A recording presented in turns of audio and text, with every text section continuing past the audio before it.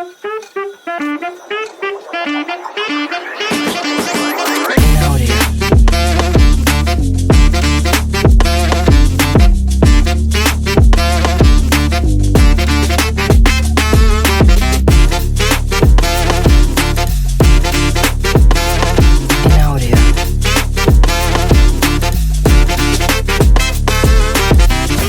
up, guys? Welcome back to yet another episode of EBOSE'S Kitchen Chronikles. Now, you know what we do here. We eat good food and we just need gist.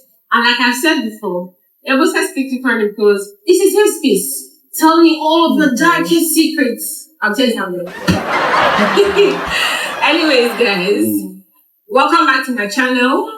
Like I always say, thank you guys for the engagement on my previous videos. I appreciate it a lot. I really do appreciate it. On today's episode, you know when people like to bring in, they like to brag. This is the brag I do in this field. All of them, they have pride. Their shoulder is like this. And their flowers are well deserved. Like, give them their flowers before they die. So when we come back, we will be introducing our guests and our food. So don't go anywhere. We'll be right back.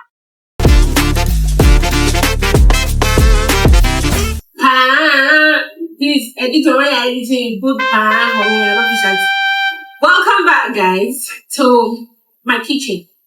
If you want us to come to the kitchen, bye-bye, go. No, you come.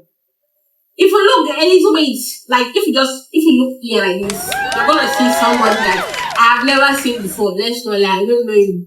You just enter here, so you're sitting and carry chair. So please, you're gonna tell us your name and what to do for your living. What's your name? Alright, my name is Lawal. I'm a designer. Professionally, I'm an architect, but on the other side, unprofessionally, what? Unprofessionally, a visual designer. Please explain to my people that are sitting down at home in layman language. What is visual designer? A visual designer is somebody that designs visual content. So they can fall into the category of a video producer, a graphic designer, or an editor. Okay. When I said those things, the people I like to bring here, they have pride, people say, but it's not with that. Welcome to my show. This is EBOSE'S Kitchen Chronikles. It's a safe space. You can look at me like a therapist, tell your secrets and send it to just no problem. Or Instagram. No Which one problem. they make money pass? Instagram. Instagram. The Instagram money? You are there. So guys, on today's episode, we're going to be talking about something as Gen Zs that we are. It's a topic that we need to talk about if we want to have future in time. So calm down. First of all, do you know how to do? Yes, I know how to cook, but it doesn't always turn out sweet. But I know how to cook. He does not know how to cook. So when we come back, guys, we'll be introducing our topic. We'll be introducing our food. Welcome back, guys. So on today's episode, we're going to be talking about the importance of learning a skill, regardless of getting a degree. I don't say don't go to school. I just say have something to support the school. So please, are you ready? Yes, I am. I am an architect. I'm a graduate of architecture. Please look no further. If I am building house, if I am building anything I'm building, I don't know how to do this. It's in that you come. So before we go into the topic of the day, I have my ingredients on the table. Can you guess? Take a wild guess what you're going to be making with this thing on the table. I see rice, beef. I see pepper. I'm a Yoruba man, so I love pepper. I see butter. I think I'm making jollof rice now. Sit down back. Sit down. I think I'm making Jollof rice. But I don't see tomatoes. So But we're making jollof rice. I don't know. Are you married? No, I'm not married. We're going to be making a beef stir-fry sauce and white rice. It's not your rice. Yoruba men in the world. See that, see as you come and fall a whole tribe, put them inside butter. This is butter. We have our mixed veggies, bell peppers, spring onions, carrots. This is a pepper mix. It's just habanero pepper and onions. We have curry powder. We have salt, white pepper, chili flakes, coconut milk, Maggi. That's seasoning cube. I will continue saying it every time. I usually crush it because dollar is 1,640 naira. Yes. Maggi is high. Economy is high. You get it. If you don't get it, forget about it. Yeah. So first, we're going to be talking about, not first, we're going to be talking about learning this skill. So you are a graduate of architecture and you went to learn visual design. Not really. So please, give us small intro, small expo. How did you go from drawing house plan? Well, it was actually the other way around. Oh, you started with Yes, the skill. the skill. Yeah, I realized that the skill was perhaps even more valuable than my degree in architecture and engineering. How did you find that out? Yeah, well, when I left secondary school, I was one of those people that did not get admission very easily. So How many times you write down? do you want me to say it? How many times you write? I wrote JAM 8 times. Hey, Yeah. why did you keep on failing? No, I kept on passing, but I kept on failing for JAM for some reason.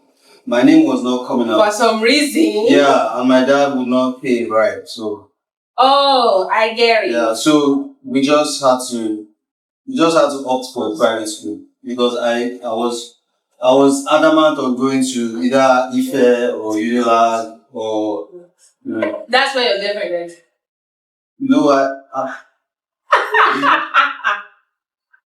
I was single all through my days in university, so Hey. yeah, I'm a good boy. I like it.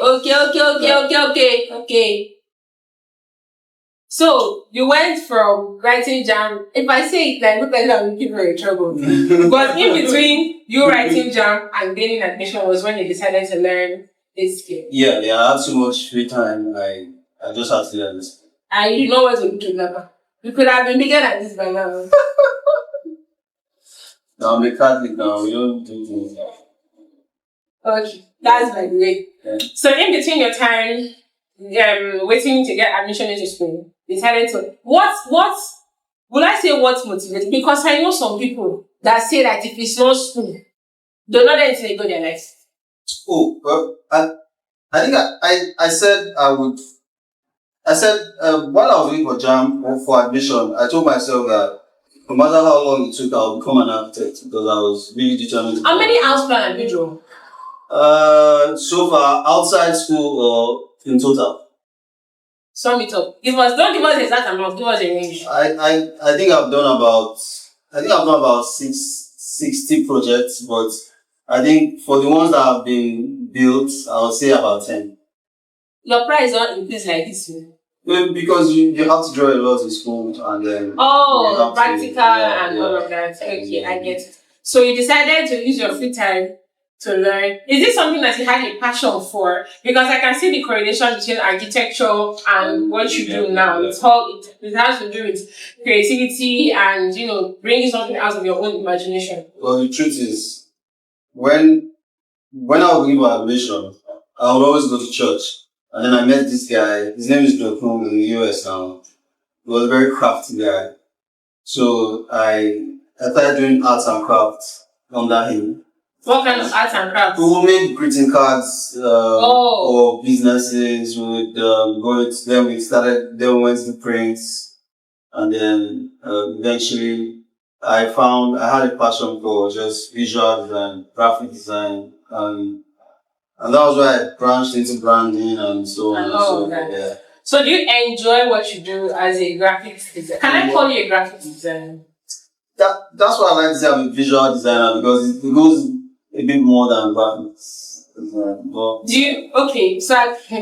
this English. I like how in today's world everything has a sophisticated name. Like when you call this one, that, and you call this. But it's nice. It adds to your steez, it uses your rep, it makes you, it's really, really cool. Okay. So, like I was saying before, I know a lot of people that say that if they don't go to school, they feel learning skills is hard for dull people that don't have them for school, or people that are quote unquote.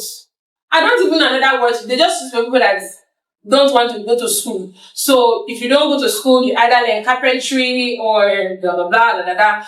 But we live in a world that is very, very highly dominated by tech. And most of these tech skills are not what you basically learn at school. If I'm not mistaken. You don't get a degree for being a visual designer. You don't get a degree for being a website, for being a coder, what people call it. You don't get a degree for designing websites. You don't get a degree for this. These are skills that basically you go and outsource. You go to specific institutions to learn. So I would like to understand the ideology behind how you combine being able to go to school and still focus on, because let's be honest, your architecture is not giving you as much money as your visual design will do. Okay. Yeah, use more. However, it doesn't come as often as the visual design. So in between, you're waiting for one hotel to the other. You're designing business cards. Exactly. So what are you saying? Yeah. Exactly. But the money is bigger when it's architecture. When I say it has pride, you see what I mean? This is pride. Anyways, guys, we'll be right back. Welcome back, guys. So, like I said before, we're making a beef stir-fry. It doesn't have a name. I don't know the name. It's a sauce dish for eating rice. But like all of you with this rice and stew. Every Sunday, rice and stew. You know you're feeling fancy. You add the economy, sorry. So in the pot, we have our beef. We're grabbing our beef. We're going to season it just a little bit, some curry powder. I'm adding some salt.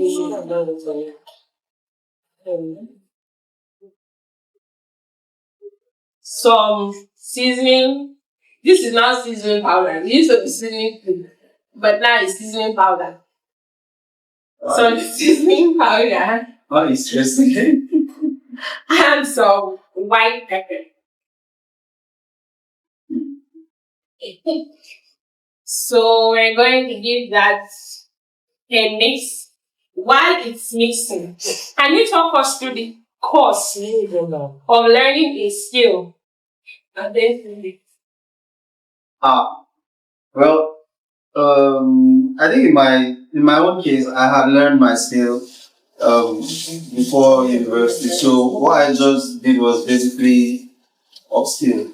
Like how much in total upgrading basic training and all in comparison with going to uni?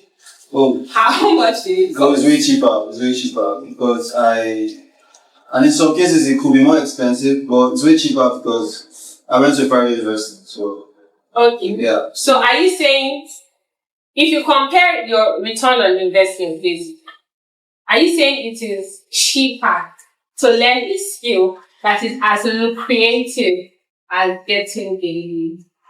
Well, you see, the thing is, even a degree is you are going to learn skills. Even when you go to learn a degree, you are going to learn the skill. The idea about learning a hands-on skill is that it's more practical and you can make money. That's the difference. Don't come and confuse us here. It's the same thing. One you have to go to university, the other one you have to... Okay, like I can say that there are... You know that this thing called... Even this learning of skilling, there are levels to it, right? Exactly. There are levels to it. So there's a way you will learn... I'll give you a good example. Fashion designers. They are tailors. Yes. They are hobiomas. Yes. And they are fashion designers. Yes. The difference between a fashion designer and a tailor might sew better clothes than a fashion designer. In some cases, so don't screenshot Vicky James and go and give it to Mary. They will spoil your clothes. But there are institutes for learning fashion designing. And a tailor might just be an apprentice that learns under a madam, graduated, this more freedom, they went to open her own shop or bought her own machine. So there are like levels to this thing. So in your case as a visual designer, there are levels to it too. Yes. There are people that learn from somebody that knows how to do it. There are people that went to this specified institute to get a certificate for learning it. So regardless upon still on the level of learning these degrees, economically, do you feel like it is still cheaper to learn a skill than to actually go to a school, state school, private school, federal government school, backup school? Oh, definitely. I think it's cheaper to learn a skill because you know how to get it done. But it's more expensive to go to an institution. But the advantage of an institution is they teach you how to.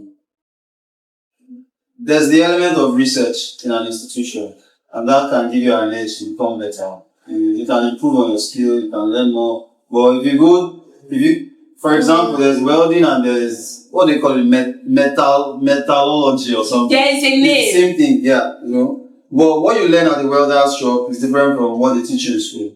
And in school, they teach you research, you can specialize. But I feel like if I go to a welder's shop to learn the skill, welding, I'll get more knowledge about that skill itself. Because I'm not sitting down in someone's place carrying pen and paper. More practical, and being that knowledge. Getting more practicals basically means I'm getting more knowledge. Yes. Because I know the physical problem. This is not theory. I'll give you an example. Yes.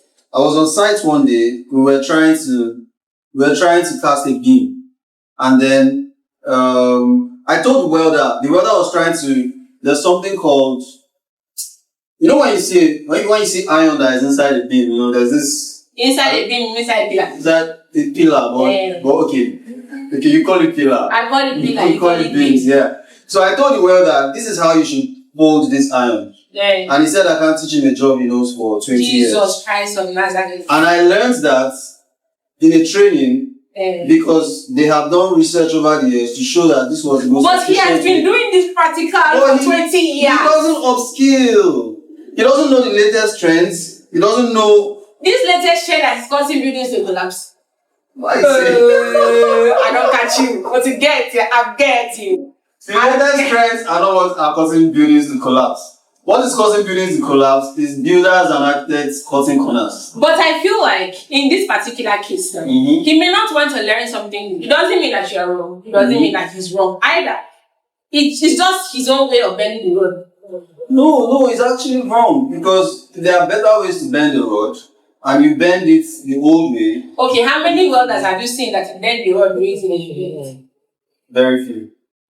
That's my people is the reason why I don't listen to new people. That's why they won't get the jobs to do big. That's why they won't get the contracts to do big jobs. Oh, that's why you that went to school of metallurgy. This is the reason why what is metallurgy? Is it metallurgy? I mean, why did you call it no? That's why you that went to the school of metallurgy will get these bigger contracts compared to the world that is going. Yes, they believe you know what is up to date. They believe that you know what is right. Instead of giving it to metallurgy and welding, the first is packaging.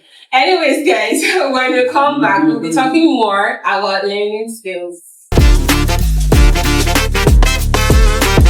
Welcome back, guys. So when I say that this what you're seeing now is behind the scene, and the main show happens off camera, you will think it's a lie. But anyways, that's the end. That's the side point.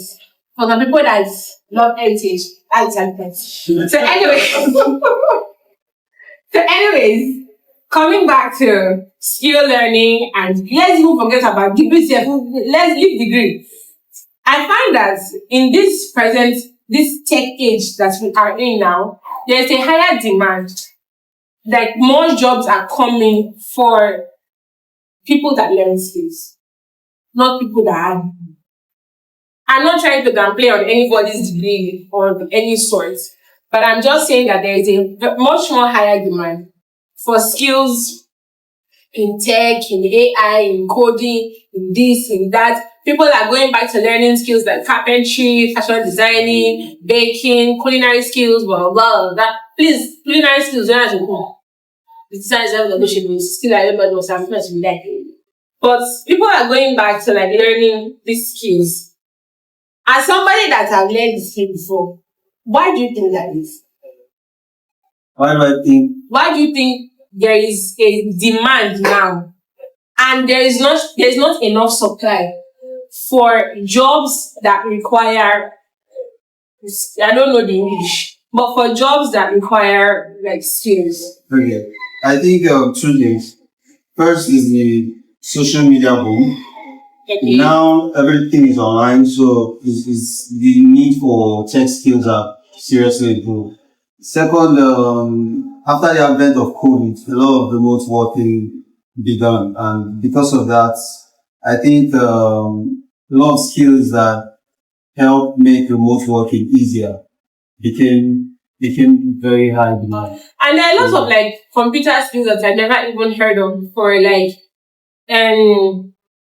for example, being a virtual assistant. Being a virtual assistant requires you to have basic knowledge of some certain applications or some certain skills. I don't even know what we're trying to say in essence is, if you want to go to school, go. But please learn this skill. But how much do these skills pay? That's people that went to school end up, in my opinion, learning these skills because they're new jobs available for these degrees that they do. Yeah, because those jobs are in high demand, and they don't teach these skills in schools. Yes, that's the reason. That's why there are new schools now that teach these skills.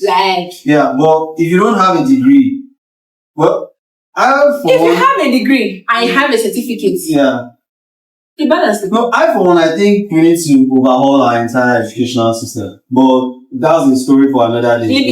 Yeah. But in my opinion, I think you should learn a skill, then upskill. In my opinion, if you cannot afford to get a degree, learn a skill. Well, of course. No, even if you can afford, you should learn a skill.